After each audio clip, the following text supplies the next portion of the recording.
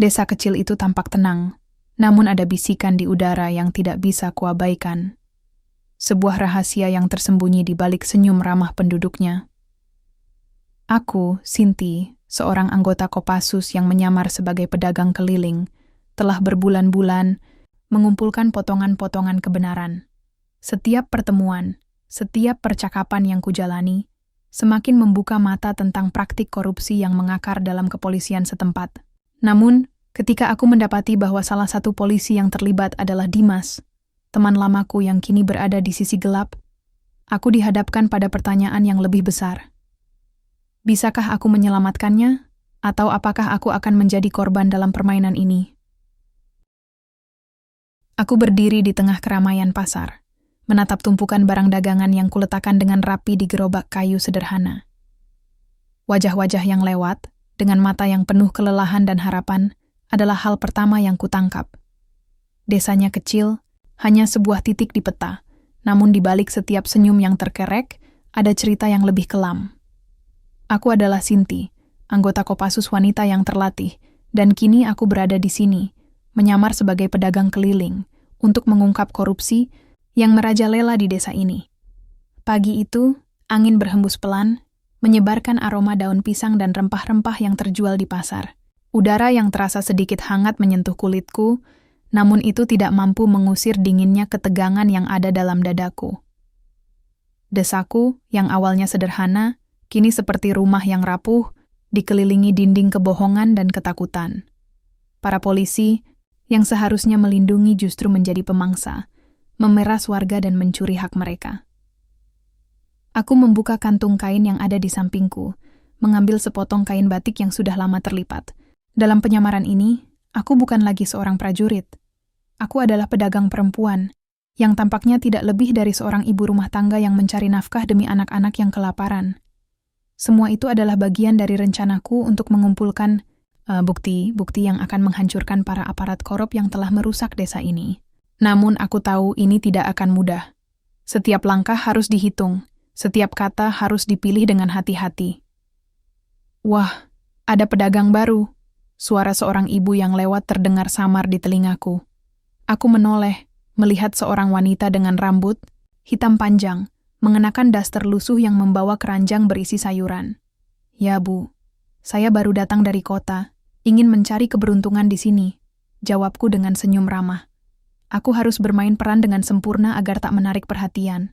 Semoga rezeki lancar ya nak, jawab ibu itu, lalu melanjutkan langkahnya. Tidak curiga sama sekali. Aku menghela napas panjang, melanjutkan menyusun barang daganganku dengan perlahan. Sebuah langkah kecil, tetapi sangat penting. Menyamar sebagai pedagang keliling adalah taktik yang paling aman. Orang akan menganggapku hanyalah seorang wanita biasa yang ingin mencari nafkah.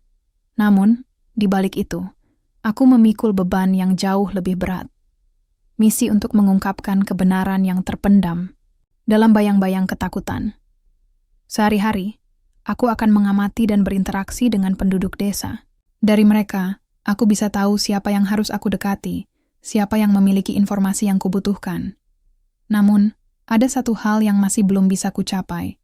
Informasi tentang siapa saja yang terlibat dalam praktek korupsi ini.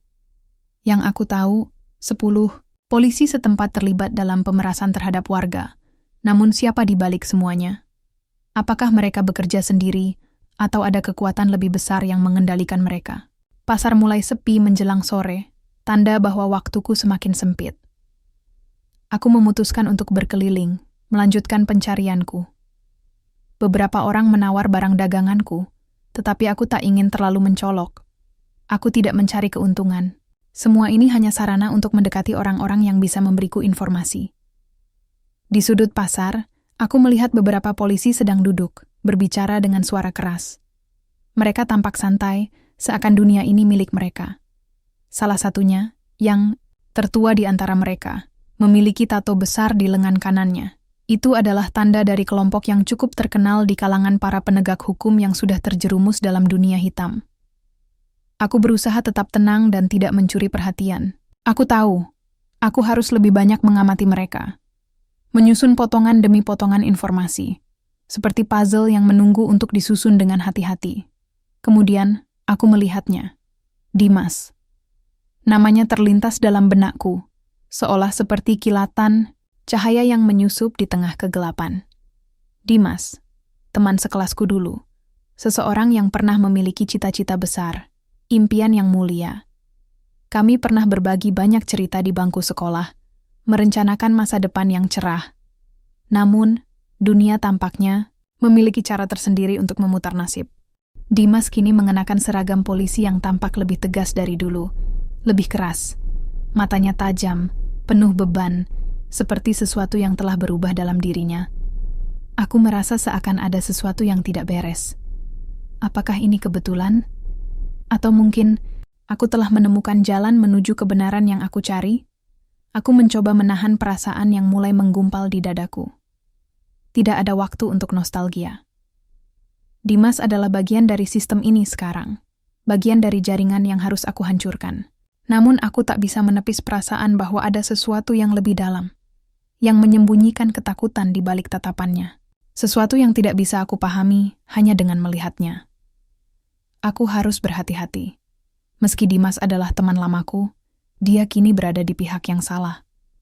Aku harus tetap fokus pada misiku. Mungkin, suatu saat nanti, aku akan tahu apakah dia masih bisa diselamatkan, atau jika dia akan menjadi bagian dari kisah kelam yang tak bisa diubah. Saat matahari mulai tenggelam di balik pegunungan, aku kembali ke gerobak daganganku, berpura-pura melanjutkan pekerjaan seperti pedagang lainnya. Namun malam itu pikiranku tak bisa lepas dari sosok Dimas. Sesuatu tentang dirinya mengusik hatiku dan aku tahu, perjalanan ini akan lebih berat dari yang kuperkirakan. Langit malam di desa ini gelap, hanya diterangi oleh cahaya rembulan yang terhalang oleh awan tipis. Suara jangkrik dan gemericik air sungai mengalun pelan, menciptakan suasana yang damai, seolah-olah dunia di luar sana tidak ada apa-apanya. Namun, di dalam diriku, ketenangan itu hanya sebuah ilusi. Kenangan tentang Dimas kembali menghantuiku, menembus segala penjagaan yang kutegakkan. Aku duduk di samping gerobak, menyandarkan punggung pada dinding kayu rumah yang sepi, jauh dari hiruk-pikuk pasar. Dalam kepalaku, wajah Dimas yang dulu ceria, penuh semangat, muncul kembali, seperti bayangan yang terlempar ke masa lalu. Kami dulu saling berbagi mimpi, berbicara tentang masa depan yang seolah tak terbatas. Itu adalah masa-masa yang tidak pernah aku lupakan. Masa yang kini terasa begitu jauh, seperti dunia yang sudah terkubur di bawah tanah. Aku ingat, dulu Dimas adalah sosok yang penuh dengan idealisme. Ketika kami masih di sekolah, kami berdua sering berdiskusi tentang dunia yang ingin kami ciptakan, dunia yang adil, tempat di mana kejujuran dan kerja keras dihargai. Kami berdua bercita-cita tinggi. Dia ingin menjadi polisi, bukan hanya untuk menegakkan hukum, tetapi juga untuk membantu orang-orang yang tertindas. Aku ingat dengan jelas bagaimana matanya berbinar saat menceritakan impian itu. Aku percaya padanya, seperti dia percaya padaku. Namun, dunia tidak selalu memberi apa yang kita inginkan. Setelah kami lulus, jalan kami berpisah. Aku masuk ke Kopassus, tempat di mana aku bisa menguji kemampuan fisik dan mentalku. Dimas memilih jalur yang lebih tradisional, menjadi polisi. Pada awalnya, aku mendukung pilihannya. Aku tahu bahwa dengan segala potensi yang dimilikinya, dia bisa menjadi polisi yang baik. Tapi kenyataannya, hidupnya tidak semulus yang dibayangkan. Perlahan, aku mendengar desas-desus tentang dirinya, tentang bagaimana dia mulai sering menghindari teman-teman lama, bagaimana dia sering pulang larut malam dengan wajah lelah dan tatapan kosong. Itu dimulai perlahan, seperti benih yang ditanam. Tanpa kita sadari, Dimas yang dulu penuh dengan idealisme mulai berubah. Dia tidak lagi berbicara tentang keadilan atau perubahan, tetapi tentang aturan yang harus dipatuhi, tentang cara-cara tertentu yang harus dilakukan untuk mempertahankan posisi. Semua itu terasa asing bagiku, seperti dia mulai terperangkap dalam dunia yang tidak pernah kami bayangkan sebelumnya. Dunia yang penuh dengan kebohongan dan ketidakadilan. Dunia yang, pada akhirnya, akan membawa dia ke tempat yang sangat berbeda. Aku tidak bisa mengabaikan kenyataan itu. Dimas adalah bagian dari masalah yang kini harus aku selesaikan. Namun, di sisi lain, aku tidak bisa menahan perasaan yang terus mengganggu pikiranku. Apakah dia terjebak dalam keadaan yang lebih besar dari dirinya sendiri? Apakah dia benar-benar ingin melanjutkan jalan yang salah itu? Ataukah dia sudah sepenuhnya berubah menjadi orang yang tidak lagi aku kenal? Aku menundukkan kepala, menggenggam erat gelas teh yang kuambil dari rumah tetangga tadi sore. Udara dingin malam itu sedikit menggigit, tetapi aku tetap merasakannya, panas di tenggorokan, seolah-olah ada sesuatu yang terbakar di dalam diriku. Aku tahu, aku harus melanjutkan misiku. Aku tidak bisa tergoyahkan. Desaku, rakyatku, membutuhkan aku. Mereka tidak bisa terus-menerus hidup dalam ketakutan, ditekan oleh para penegak hukum yang seharusnya mereka percayai. Tetapi kenapa hati ini terasa semakin berat dengan setiap langkah yang aku ambil? Aku ingat sebuah kejadian kecil yang terjadi di masa lalu. Sebuah momen yang membuat aku semakin yakin pada keputusan yang aku buat, meski sekarang rasanya semakin buram. Saat itu, Dimas dan aku berada di halaman sekolah, duduk bersama di bawah pohon besar, mengobrol setelah ujian. "Sinti," katanya, suaranya tegas, tetapi ada keraguan yang terlihat di matanya. "Kau tahu kan, aku ingin menjadi polisi, bukan hanya untuk menegakkan hukum, tetapi untuk membantu orang-orang yang butuh bantuan." Aku mengangguk, tak ada keraguan dalam jawabanku. "Aku tahu, Dimas, kau bisa melakukannya. Kau akan jadi polisi yang baik." Dimas tersenyum kecil, lalu menarik napas panjang. "Aku ingin membuat dunia ini lebih baik, Sinti. Aku tak akan lari dari tanggung jawab." Kata-katanya itu masih terngiang jelas di telingaku, seolah baru saja diucapkan. Tetapi kenyataannya jauh berbeda. Dimas yang dulu berapi-api berbicara tentang perubahan, kini menjadi bagian dari sistem yang justru merusak orang-orang yang ingin ia bantu. Tidak ada lagi api dalam tatapannya, hanya kegelapan. Aku memejamkan mata, mencoba menepis rasa sakit yang semakin menusuk. Aku tahu bahwa setiap langkahku harus lebih berhati-hati sekarang. Ini bukan hanya soal menyelamatkan desa ini, tapi juga soal menyelamatkan Dimas, teman lamaku yang entah sudah berapa lama hilang dalam bayang-bayang kejahatan. Aku harus menemukan kebenaran di balik semua ini. Meskipun itu berarti aku harus melawan seseorang yang pernah aku anggap sebagai sahabat. Aku berdiri perlahan, menatap jalan yang sepi di depan rumah.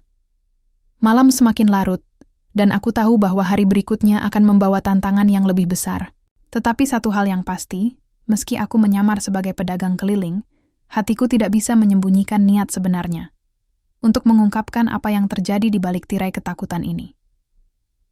Jika Dimas masih memiliki sedikit cahaya di dalam dirinya, aku akan mencarikannya jalan keluar. Tetapi jika dia sudah terlalu jauh terjerumus dalam kegelapan, aku harus siap untuk menghadapi kenyataan itu, meskipun itu akan menghancurkan kenangan indah kami yang dulu. Namun, satu hal yang tak bisa kuingkari. Apapun yang terjadi, aku harus melanjutkan misiku. Keadilan harus ditegakkan, dan aku akan berjuang untuk itu, meskipun harga yang harus dibayar sangat mahal. Hari-hari berlalu dengan cepat, namun ada sesuatu yang tetap menghantui pikiranku. Kegiatan sehari-hari sebagai pedagang keliling terasa semakin monoton. Aku berkeliling dari satu tempat ke tempat lain, menawarkan barang dagangan yang sederhana, beras, kain batik, rempah-rempah. Sepertinya aku hanyalah bagian dari keramaian pasar, wajah yang tak terlalu menarik perhatian. Namun, di balik penampilanku yang biasa ini, aku mulai merangkai potongan-potongan informasi yang aku butuhkan. Aku tak hanya mengamati pasar atau berbicara dengan warga desa. Setiap percakapan, setiap gerak-gerik orang-orang di sekitar polisi, semuanya kucatat dalam pikiranku. Mereka tampaknya tidak tahu siapa aku yang sebenarnya. Aku yang kini menyamar sebagai pedagang, hanyalah bagian dari pemandangan yang biasa mereka lihat setiap hari. Aku bisa berjalan tanpa dicurigai, berbicara dengan mereka yang tampaknya tak punya banyak pilihan selain mengikuti arus. Namun, semakin aku menyelami kehidupan mereka, semakin terasa betapa dalamnya lubang hitam yang mereka coba tutupi.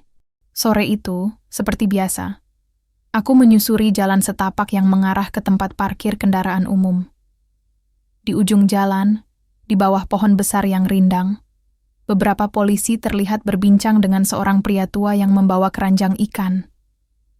Sepertinya, mereka sedang melakukan transaksi yang tidak begitu terang-terangan. Pemberian uang, obrolan ringan, senyum-senyum yang terkesan dipaksakan. Aku menyamarkan diriku dengan berjalan perlahan, mencoba tidak mencuri perhatian mereka, dan menunggu sampai mereka pergi. Aku tahu aku harus lebih cermat. Setiap detail kecil bisa menjadi kunci untuk membuka kebohongan besar yang selama ini terjadi di desa ini. Para polisi ini, 10 orang yang terlibat dalam skema korupsi ini, memiliki posisi yang cukup kuat. Mereka tahu bagaimana mengendalikan segala hal di desa ini, membuat para penduduk takut untuk melawan, atau bahkan berbicara tentang apa yang terjadi di balik pintu rumah mereka. Aku memutuskan untuk berdiam sejenak, menyembunyikan diri di balik pohon besar sambil mengamati mereka. Perasaan tidak nyaman semakin menggelayuti dadaku saat aku melihat salah satu dari mereka, tua dan berwibawa, dengan lengan kanan penuh tato, melangkah menuju ke arah yang berbeda. Matanya tajam, penuh perhitungan. Aku tahu, ini bukan sekadar polisi biasa. Ini adalah pemimpin, orang yang mengendalikan banyak hal di desa ini. Nama yang beredar di antara warga desa adalah kepala polisi. Namun ada bisik-bisik yang mengatakan bahwa dia juga berhubungan dengan kelompok kejahatan yang lebih besar. Aku menggigit bibir, menahan diri untuk tidak mendekat. Ini bukan waktunya untuk bertindak ceroboh. Aku harus sabar, mengumpulkan informasi sedikit demi sedikit, merangkai jejak-jejak yang tersembunyi. Misinya bukan hanya tentang mengungkap kebenaran, tapi juga mencari titik lemah dari sistem yang telah lama menindas. Hari demi hari, aku melanjutkan perananku sebagai pedagang. Aku bertemu dengan banyak orang, dari pemilik warung kecil yang hidup pas-pasan, hingga petani yang menggarap ladang mereka dengan tangan yang kasar. Mereka semua memiliki cerita tentang bagaimana mereka diperas oleh para polisi. Setiap kali ada razia, pasti ada saja yang harus dibayar, ujar seorang petani saat aku menanyakan harga sayurannya. Mereka bilang untuk mengamankan hasil ladang kita, padahal mereka hanya mengincar uang. Aku mencatat setiap percakapan yang berhasil kutangkap, dan aku mulai merangkai bukti-bukti yang semakin jelas. Namun, satu hal yang masih membelenggu pikiranku adalah Dimas. Bagaimana mungkin temanku yang dulu berbicara tentang keadilan dan kebenaran, kini terjebak dalam dunia yang penuh kebohongan? Apakah dia benar-benar memilih jalan ini? Ataukah ada kekuatan yang lebih besar yang memaksanya untuk bertahan di tengah kegelapan? Aku ingat, beberapa hari lalu aku sempat bertemu dengan Dimas di pasar. Wajahnya tampak lelah, seperti biasa. Namun kali ini ada sesuatu yang berbeda. Tatapannya lebih kosong, seperti terperangkap dalam labirin yang tak bisa ia keluar. Aku memutuskan untuk berbicara dengannya, meski dalam keadaan hati yang berat. Kami berdua tahu bahwa pertemuan ini tidak bisa dilanjutkan terlalu lama. Kami tak ingin mencurigai siapapun. "Sinti," katanya, suara rendah namun berat. "Kau masih di sini?" Aku hanya mengangguk, berusaha terlihat biasa saja, meski dalam hatiku ada perasaan campur aduk. "Ya, Dimas, aku jualan sedikit di sini, mencari nafkah." Aku tersenyum seakan-akan semuanya baik-baik saja. Dimas menghela napas panjang, matanya berpindah ke arah para polisi yang sedang mengobrol di sudut pasar. "Kau tahu kan, tidak mudah hidup di sini," katanya dengan suara yang terdengar penuh keputusasaan. "Kadang, orang-orang seperti kami terjebak dalam sesuatu yang lebih besar dari sekadar tugas. Kami hanya mengikuti perintah." Aku menatap Dimas, mencoba mencari jawaban di balik kata-katanya. Ada kesedihan di matanya, tetapi juga sebuah perasaan takut yang tidak bisa ia sembunyikan. Apakah ini yang terjadi pada temanku? Apakah dia masih berjuang di dalam dirinya untuk keluar dari dunia ini? Ataukah dia sudah sepenuhnya terseret? Sore itu, seperti biasa, aku menyusuri jalan setapak yang mengarah ke tempat parkir kendaraan umum. Di ujung jalan, di bawah pohon besar yang rindang, beberapa polisi terlihat berbincang dengan seorang pria tua yang membawa keranjang ikan. Sepertinya, mereka sedang melakukan transaksi yang tidak begitu terang-terangan. Pemberian uang, obrolan ringan, senyum-senyum yang terkesan dipaksakan. Aku menyamarkan diriku dengan berjalan perlahan, mencoba tidak mencuri perhatian mereka, dan menunggu sampai mereka pergi. Aku tahu aku harus lebih cermat. Setiap detail kecil bisa menjadi kunci untuk membuka kebohongan besar yang selama ini terjadi di desa ini. Para polisi ini, 10 orang yang terlibat dalam skema korupsi ini, memiliki posisi yang cukup kuat.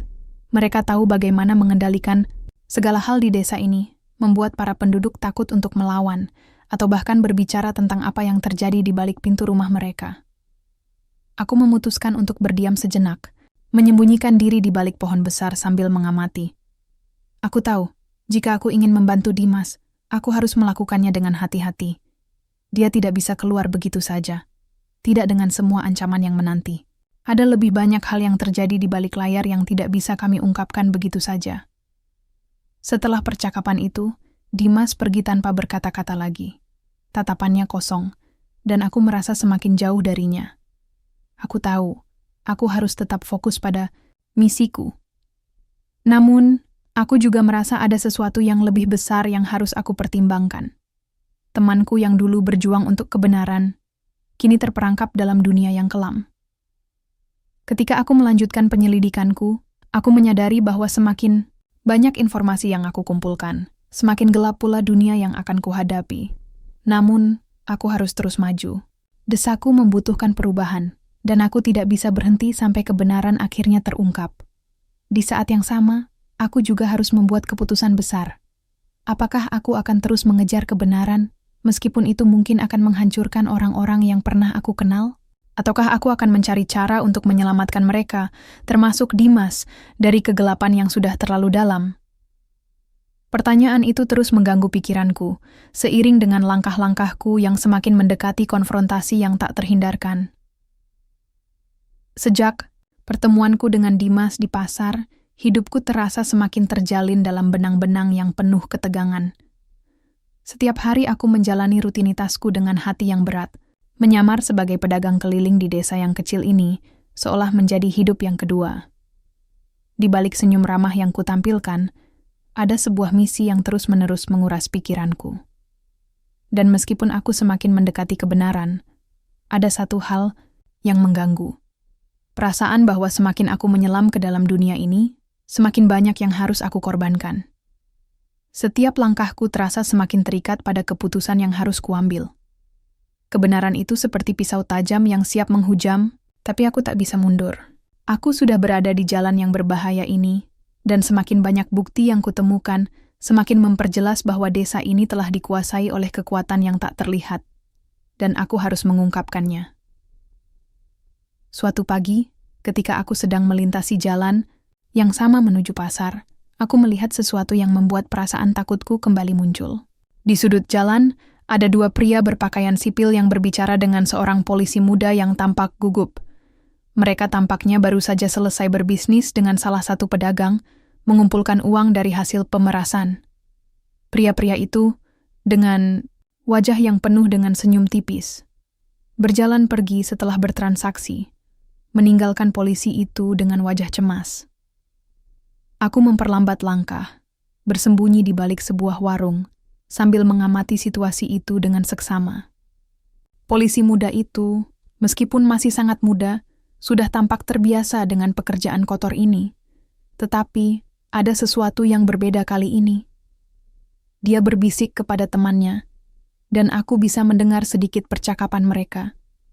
"Jangan khawatir, kita sudah perjanjikan semuanya," kata pria bertato itu, yang aku kenali sebagai kepala polisi yang sering terlihat di pasar. Polisi muda itu tampak tidak puas. Tapi, bagaimana kalau ada yang mulai curiga? Desa ini sudah terlalu banyak orang yang terlibat. Semakin besar risiko kita, sudah, cukup bicara. Sahut pria bertato itu dengan suara lebih rendah, penuh ancaman. Kita sudah atur semuanya. Mereka tak akan pernah tahu. Mereka berpisah, dan polisi muda itu berjalan dengan langkah terburu-buru. Wajahnya semakin cemas. Aku tidak tahu siapa orang-orang itu, tetapi aku merasa ada sesuatu yang lebih besar sedang terjadi di sini. Sesuatu yang lebih rumit dari sekadar pemerasan oleh 10 polisi yang sudah kucurigai. Mereka sepertinya bekerja sama dengan pihak luar, kelompok yang lebih besar, lebih berbahaya. Setelah kejadian itu, aku mulai lebih berhati-hati. Aku harus tahu siapa mereka yang bekerja di balik layar. Mereka adalah otak dari segala tindakan kotor yang terjadi di sini. Dan untuk menggali lebih dalam, aku perlu mengandalkan lebih dari sekadar pengamatan. Aku memutuskan untuk mendekati beberapa warga yang tampaknya tahu lebih banyak. Salah satunya adalah Pak Umar, seorang petani yang sudah lama tinggal di desa ini. Pak Umar adalah orang yang bijaksana, seorang yang selalu berbicara dengan hati-hati dan penuh perhitungan. Aku sudah sering berbicara dengannya, meski kami jarang berbicara tentang hal-hal yang lebih dalam. Namun kali ini, aku harus berani menanyakan lebih banyak. Aku mendatangi rumahnya di pagi hari, ketika dia sedang menyiram tanaman di pekarangan depan rumah. Tanpa banyak basa-basi, aku mengajukan pertanyaan. Pak Umar, ada yang ingin saya tanyakan. Mengenai polisi yang sering datang ke sini, apakah kalian tahu siapa yang terlibat lebih dalam dengan mereka? Tanyaku hati-hati. Pak Umar menoleh, menatapku dengan mata yang penuh pertanyaan, tetapi juga sedikit kebingungan. Kau tidak takut bertanya hal itu, Sinti? Suaranya lembut, tapi ada nada khawatir di sana. Takut? Jika saya takut, siapa yang akan melawan mereka, Pak? Jawabku dengan tegas, meski hati ini sedikit bergetar. Pak Umar menghela napas panjang dan kemudian duduk di bangku kayu yang ada di dekat pintu rumahnya. Dia menatap tanah, seolah mencari kata-kata yang tepat.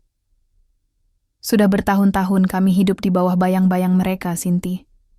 Tak banyak yang berani bicara. Mereka bukan hanya korup. Mereka juga punya banyak pengaruh di luar sini. Ada pihak yang lebih besar yang mendukung mereka. Tak ada yang berani melawan mereka. Karena siapa saja yang coba, pasti akan hilang entah kemana. Aku terdiam sejenak, meresapi kata-katanya. Pihak besar? Aku bertanya pelan.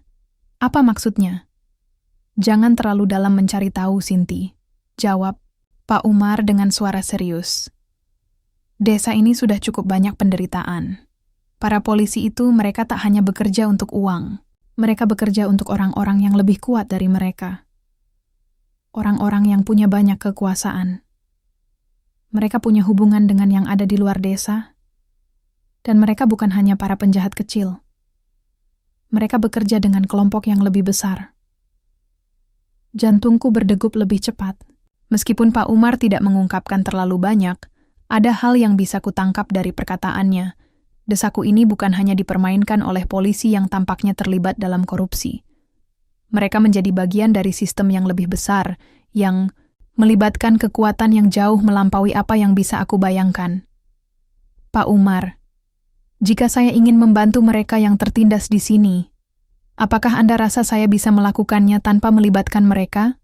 Tanyaku, berusaha menahan kegelisahan yang mulai merayapi tubuhku. Pak Umar menatapku lama. Tidak ada yang bisa dilakukan sendirian, Sinti. Ini bukan hanya soal polisi atau siapa yang terlibat. Ini soal perjuangan yang lebih besar, lebih dalam dari yang kita kira. Aku merasa cemas, tapi semakin yakin bahwa apa yang kulakukan sekarang adalah hal yang benar. Namun, aku harus berhati-hati. Mungkin sudah waktunya untuk mencari tahu siapa yang sebenarnya mengendalikan semuanya. Aku harus mencari tahu siapa yang ada di balik semua ini. Orang yang memanfaatkan polisi yang seharusnya menjadi pelindung, namun kini menjadi bagian dari masalah yang jauh lebih besar. Langkahku semakin mantap. Pekerjaanku sebagai pedagang hanya sarana. Kebenaran yang aku cari lebih dari sekadar bukti atau fakta. Ini adalah perjuangan untuk menggulingkan sebuah sistem yang telah menghancurkan begitu banyak nyawa dan impian. Dan meskipun semakin banyak tantangan yang menghadang, aku tahu satu hal pasti. Aku tidak akan berhenti sampai keadilan terwujud. Sudah lebih dari 2 minggu sejak aku pertama kali memasuki desa ini dengan identitas baruku sebagai pedagang keliling. Waktu terasa bergerak begitu cepat, dan meskipun aku sudah mengumpulkan banyak informasi, perasaan semakin berat untuk melanjutkan. Setiap hari aku mengamati, mencatat, dan berbicara dengan orang-orang, tetapi semakin banyak yang aku ketahui, semakin dalam aku terjerumus dalam pusaran kegelapan yang sulit untuk kutinggalkan. Aku merasa semakin dekat dengan kebenaran, namun hal itu tidak membuatku merasa lebih baik. Justru, beban di pundakku semakin terasa berat. Aku semakin memahami betapa sulitnya melawan sistem yang sudah terbentuk dengan begitu rapi dan kokoh.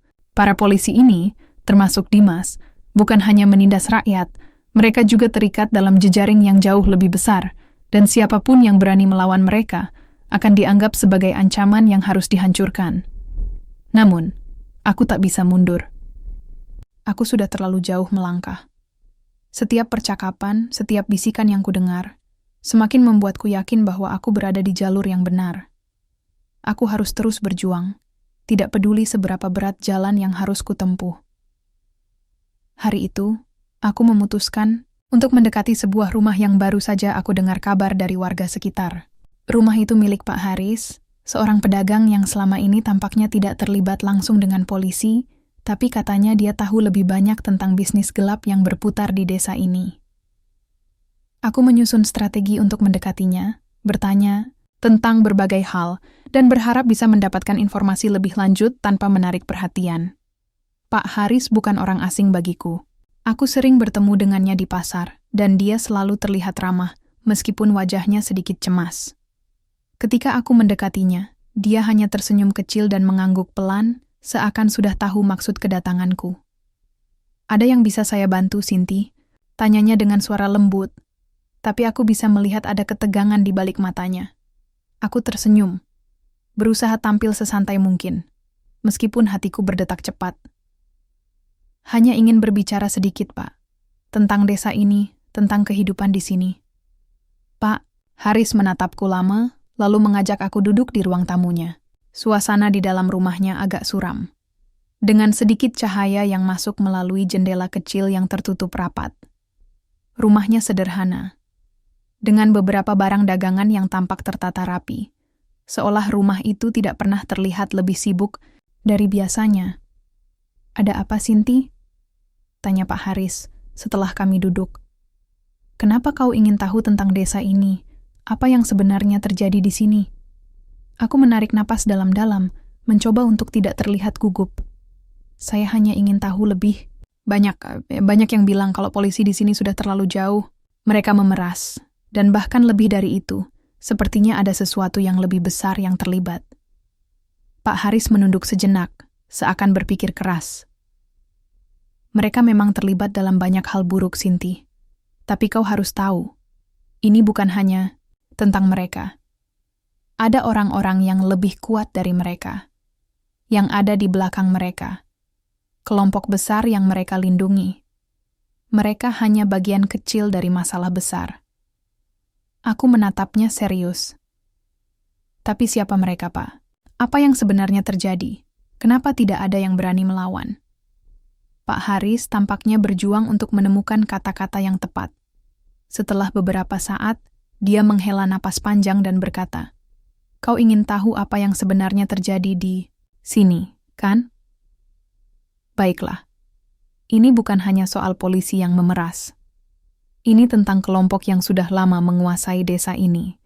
Kelompok yang lebih berbahaya dari yang kau kira. Mereka sudah menanamkan pengaruh mereka jauh lebih dalam daripada sekadar memberi suap kepada beberapa polisi. Mereka punya jaringan luas di luar desa ini, di kota besar. Mereka menjual senjata, narkoba, bahkan terlibat dalam kegiatan ilegal lainnya. Polisi kita, terutama mereka yang terlibat, hanya bagian dari roda besar ini. Mereka menjaga agar semuanya tetap berjalan." Aku terdiam, mencoba mencerna apa yang baru saja ku dengar. Tapi mengapa mereka memilih desa ini? Apa yang membuat desa ini begitu penting bagi mereka? Pak Haris menatapku, mata tuanya menunjukkan kelelahan. "Desa ini adalah tempat yang tenang, Sinti. Tempat yang mudah untuk dikendalikan. Mereka tahu, orang-orang di sini tidak akan melawan. Dan ketika kau mengontrol desa, kau mengontrol banyak hal. Dari sini, mereka bisa mengalirkan barang ke tempat lain, ke kota-kota besar, bahkan ke negara lain. Desa ini hanya salah satu titik dari rute perdagangan mereka." Mendengar ini, aku merasa jantungku berhenti sejenak. Semua yang kulihat, semua yang kutemui, sekarang seperti sebuah puzzle besar yang mulai terbentuk, namun semakin rumit. Desa yang kupikir adalah tempat yang sederhana, ternyata terjerat dalam jaring kejahatan yang lebih besar. Dan polisi yang selama ini kutahu adalah bagian dari sistem ini. Mereka tidak hanya menindas rakyat, tetapi mereka juga melindungi dan mengamankan jaringan gelap yang sudah mengakar dalam masyarakat. Aku merasa tubuhku mulai gemetar. Semakin aku menggali, semakin banyak bahaya yang mengancam. Tetapi satu hal yang pasti, aku tidak bisa berhenti. Ini bukan hanya tentang menghentikan korupsi di tingkat polisi, ini adalah tentang memutuskan rantai kejahatan yang telah merusak desa ini. Dan untuk itu, aku harus melawan mereka, meskipun itu berarti menghadapi sesuatu yang jauh lebih besar dan lebih berbahaya daripada yang pernah kubayangkan. Pak Haris melihatku dengan tatapan penuh keprihatinan. "Kau berani, Sinti," katanya pelan, "tapi hati-hati. Mereka tidak akan ragu untuk menghancurkan siapapun yang menghalangi mereka. Dan kau mungkin sudah terlalu jauh untuk mundur." Aku menatap Pak Haris, merasakan berat dari kata-katanya. Namun, aku tahu bahwa ini adalah keputusan yang sudah kubuat. Aku tidak bisa mundur, tidak sekarang. Aku harus menyelesaikan misi ini, apapun yang terjadi.